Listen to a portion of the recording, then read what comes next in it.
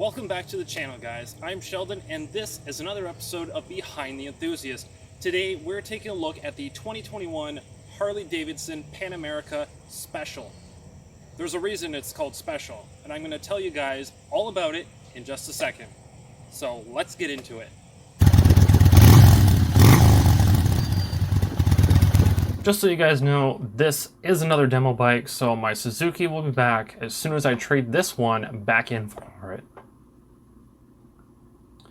Now, taking a look at this all-new 2021 Harley Davidson Pan America Special, you can see that they have put a lot of work into developing this bike. It looks great from every angle. It is just on point, and the paint is a thing that you notice first of all with that Baja orange and stone-washed white pearl combo with the nice barn shield on the side of the tank. It is such a nice bike to look at. Now, moving into the console area with the fuel cap, the badge is the most unique thing. It actually has the elevation levels on it, which is really cool. And this gas cap, it looks so nice. However, the only thing that it is missing is a lock, which you can get as a P&A accessory. Going up to the front, we have an LED headlight, which is super bright. We have LED turn signals as well. And there is also a feature on the Special only, which is the adaptive daymaker headlight. Of course, there is also an adjustable windshield, which is really nice. It has a feature on the left-hand side where the handle allows 1.8 inches total of travel up and down. Moving on to the wheels, which are a factory installed option, these spokes actually go through the edge of the rim and can be changed out if you break one while riding.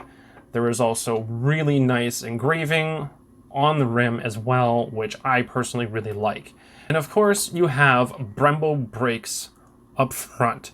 Now, these are 4-piston calipers, and it is a dual disc up front with a single piston rear. Moving on to the engine, which is the Revolution Max 1252cc engine, packing a whopping 150 horsepower. And believe me, this thing really goes. Now, moving on to the handguards, the heated grips, and the adjustable levers, this bike is really decked out with all the options. You have your menu navigation buttons, you have cruise control, you have a single button for turn signals, the high beam button is perfectly placed, and on the right hand side you have your start button, your hazards, you have a mode button, and for the controls to change the volume on your phone calls, that type of thing as well. Moving on to the seats, you can see that this is not level right now. This is because the seat actually has 2 different settings, which moves the seat 1 to 2 inches. In order for you to do this, you have to unlock the passenger pillion and remove it in order to change where the rider's seat is located. And of course, for the passenger, they have some really nice foot pegs that match the riders. And the exhaust is completely blacked out. It looks really sleek, really stealthy, really goes well with the bike. And of course, you have this kind of bronzy finish to the headers, which also have black heat shields on them. Now, moving on to the infotainment system, you will see that there is a lot going on. It is actually really easy to read. You have all the different modes. You have road, you have sport, you have off-road, you have off-road plus, and you also have a rain mode as well. Now, you have your trip A and B, you have your odometer, you have temperature, and me personally, I love seeing my range. Now, one of the features that is on the Special specifically is the steering damper. As you can see, it is chain driven, and it also has a center stand, which is an option only for the Special, and there is also a 2-position rear brake pedal. Now, this I actually played around with, and I moved it to the higher setting and it worked really well. There is also a brush guard, which wraps around the inside by the LED turn signals, which is an option only on the special, but you can add it to the standard model. And of course, you have your riding position, which I test out here.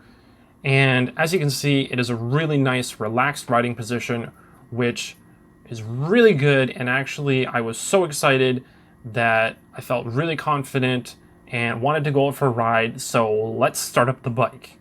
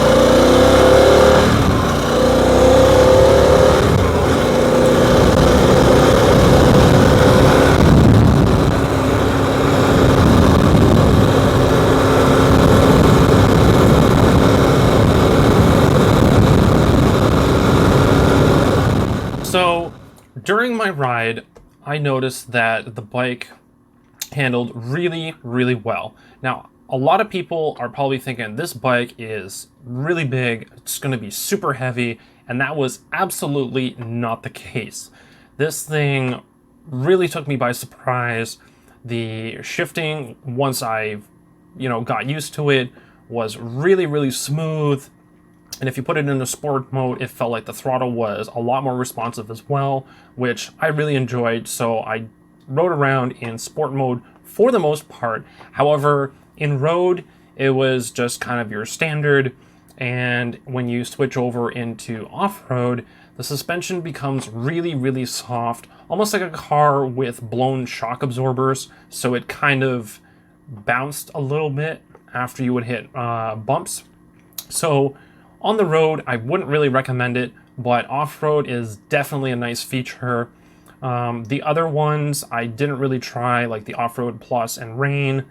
Those, obviously, they're gonna, add in the traction control features so that you're not going to, be locking up tires during the rain, that sort of thing. Now, the one thing that I absolutely loved about this bike was just the ease of riding it. The shifting was great. The pedals were great. The handlebar position, everything on this bike was great. The exhaust note, now I know a lot of people are probably going to think, well, it doesn't sound like a Harley. Now, I will agree with you to some degree. However, regular Harleys, like a big Decker or something, it has that real like grunt to it, almost like the cool old man, and yet the Pan America is kind of like his kid. It's the teenager that's got a point to prove, and I think this bike absolutely proves his point that it is a contender and is definitely a bike you guys should be checking out. Now, there are some features that I don't mention, a lot of that jargon and technical specs that I don't really get into, but the one thing that I do want to talk about are the paint options. So first of all, for the Pan America Special, you can get it in the classic color of Vivid Black, which absolutely everyone loves. There is an optional color of a Gauntlet Gray Metallic, which is an extra $450. You can also get Deadwood Green, which again is going to cost another $450. And of course, you can get the stunning Baja Orange and Stonewashed White Pearl, which is the special that I am writing at the moment. However, the cost of it is going to be another $850.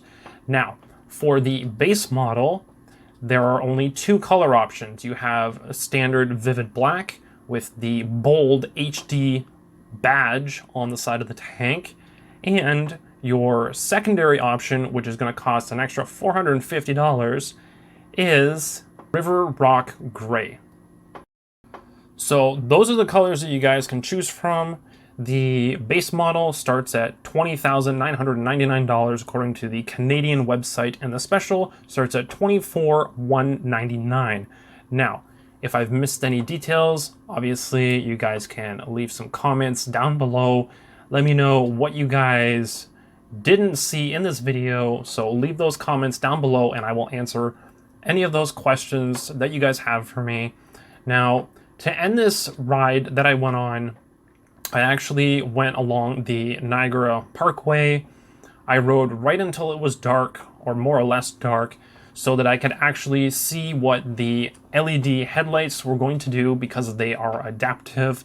And I wasn't able to show it in the video, but every time you lean into a corner, once you pass that degree of 8, 15, or 23, the light just above the headlight actually turns on and illuminates the inside of the corner, which is really, really nice. And as you can see here, the rear light is also super, super bright.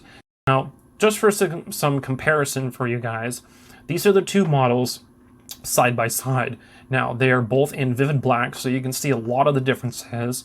The badges are obviously the main difference, one being painted and the bar and shield, and the base model with the HD bold logo. The center console doesn't have the fancy badge in the middle with the elevations on it.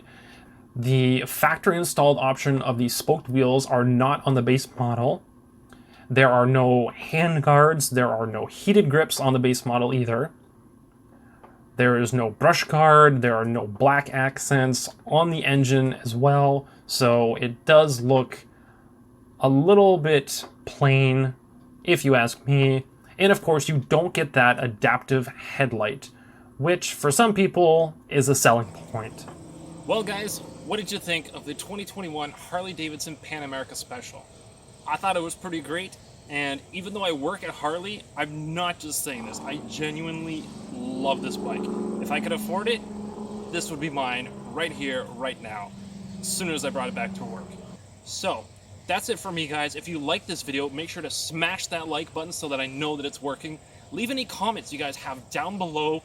Let me know what you guys think of this Pan America, especially the special. And if you guys want to be notified of the next time that I post a video on the channel, especially Behind the Enthusiast, this is a big series that I've come out with, make sure to smash that subscribe button as well, because you don't want to miss out. That's it for me guys, and I will catch you in the next one.